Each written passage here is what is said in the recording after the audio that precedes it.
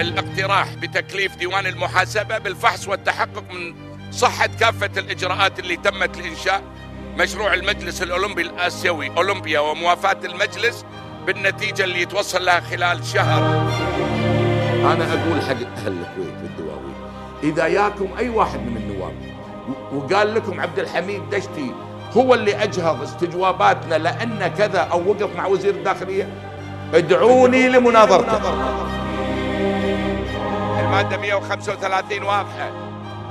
احنا صحيح مستكثرين على الحكومة لما تجي وتطلب بداية دور الانعقاد، وخاصة وإن الحكومة عليها من المآخذ والإخوان استجواباتهم مستحقة، ولكن احنا في التزام أدبي عاهدنا فيه سمو الأمير الله يحفظه، عاهدنا فيه الشعب الكويتي 6 شهور ما في استجوابات.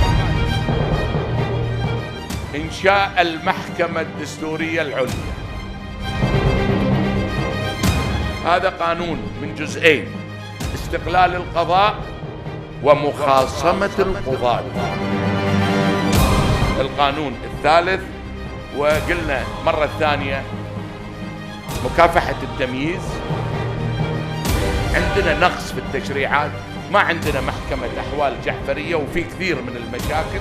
هذا القانون أيضا راح يقدم بالتوافق فيما بين أخوان أهل الكويت المشرعين سنة وشيعة بإذن الله.